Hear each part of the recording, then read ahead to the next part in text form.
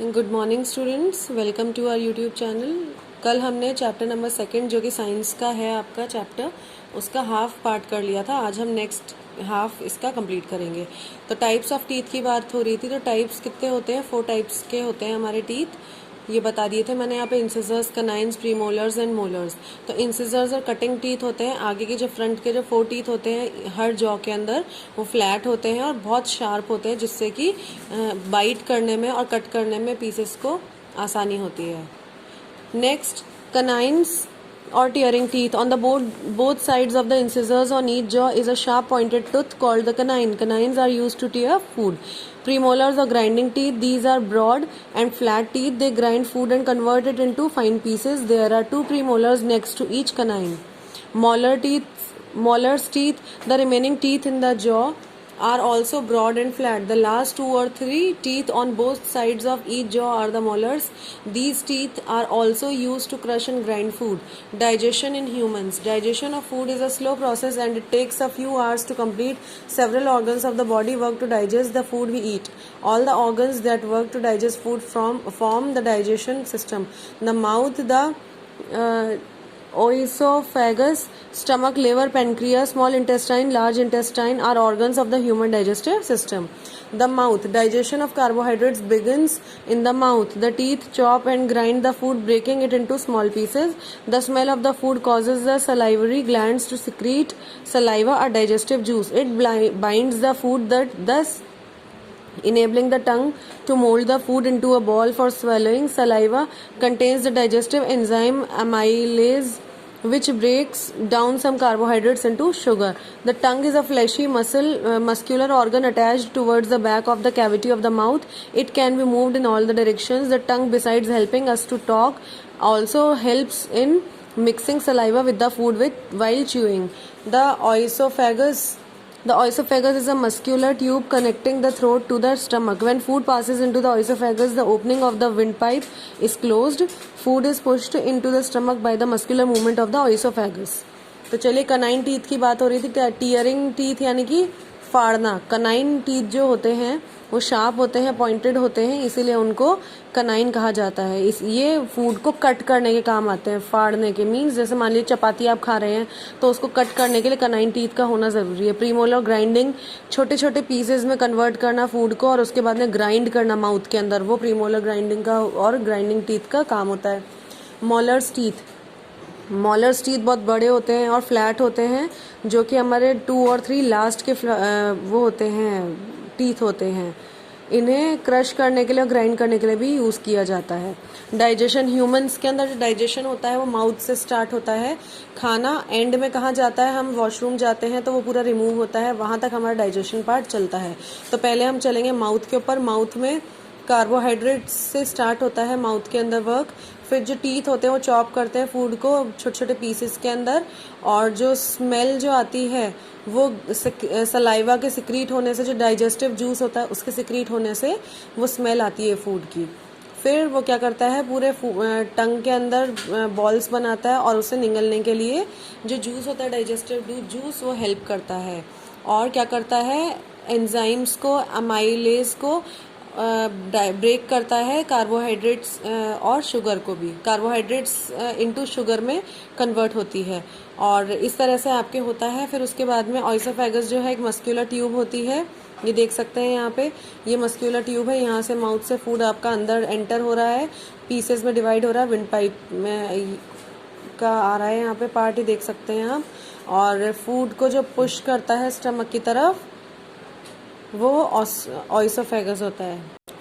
Next, the stomach is like a bag organ made up of muscles. The walls of the stomach are lined with a membrane called mucosa.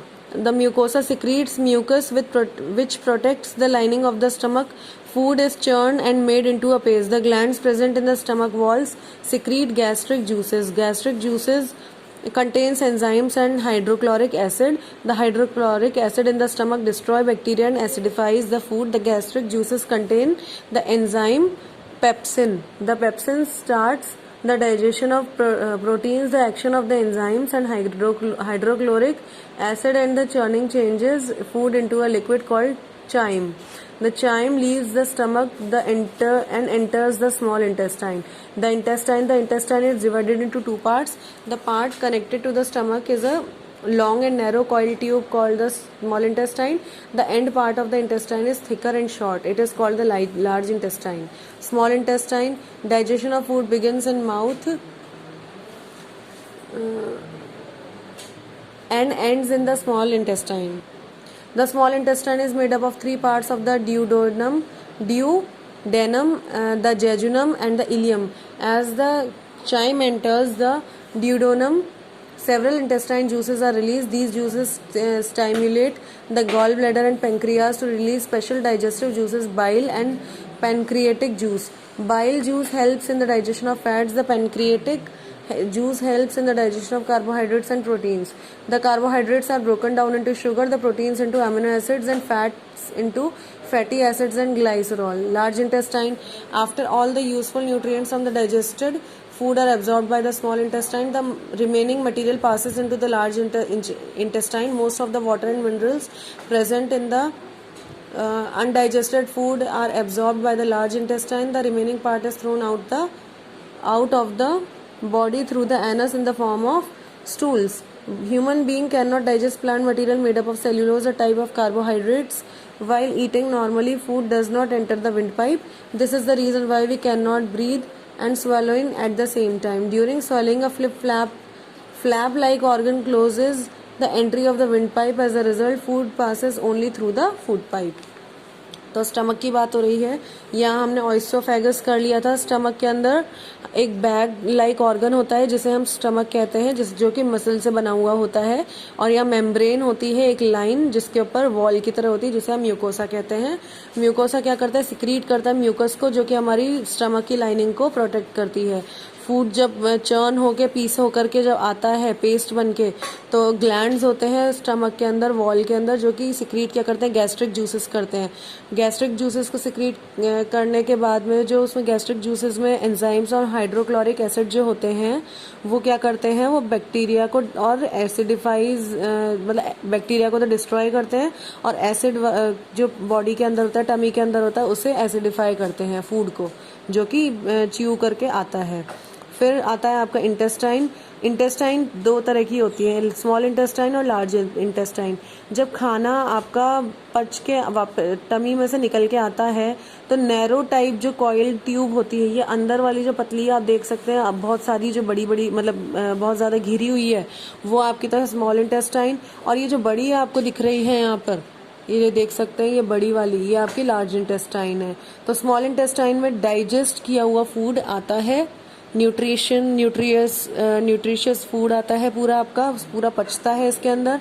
और जो बिना पचने वाला खाना होता है, जो कि आपका वेस्ट होता है, वो आपके लार्ज इंटेस्टाइन से होते हुए वॉशरूम के थ्रू, आप वॉशरूम के अंदर चाहे कैसे भी जाएं, वो उसके थ्रू आपका पूरा रिमूव हो जाता है बाहर.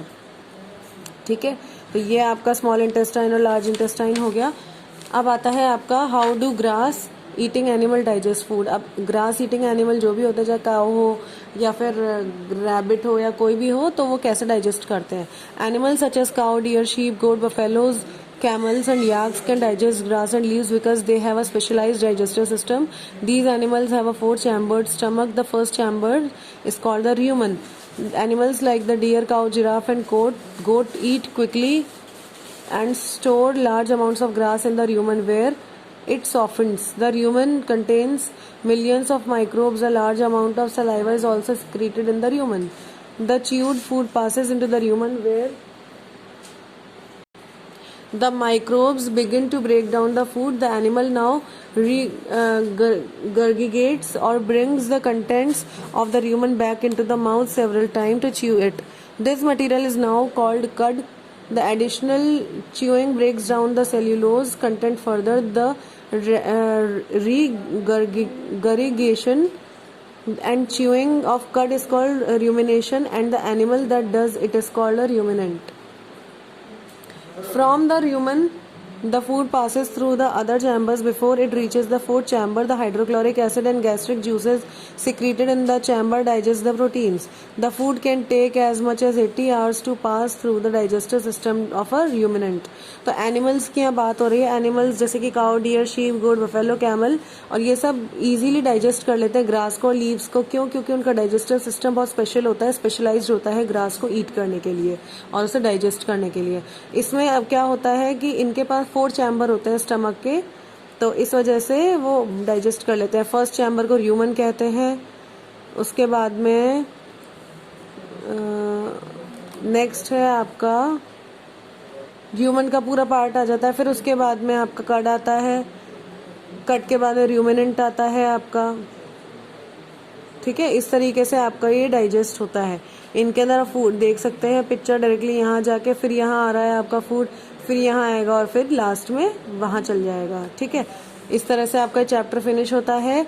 इसमें आप देख लीजिए एक बार और कि जो आपका र्यूमन है वो र्यूमन क्या करता है, लार्ज अमाउंट ऑफ ग्रास को स्टोर कर लेता है जहाँ पर ये सॉफ्ट हो जाती है.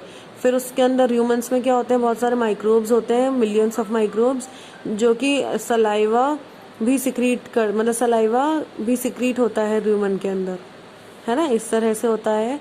और इसके अंदर जो ग्रास होती है उससे ब्रेक डाउन किया जाता है किसमें, र्यूमन के अंदर. फिर वापस से माउथ के अंदर आता है. र्यूमन का जो पार्ट होता है माउथ में आके फिर वो वापस से चबाती रहती है. आपने देखा होगा गाय हमेशा घास चबाती रहती है, चाहे कोई डियर हो, शीप हो, कोई भी हो.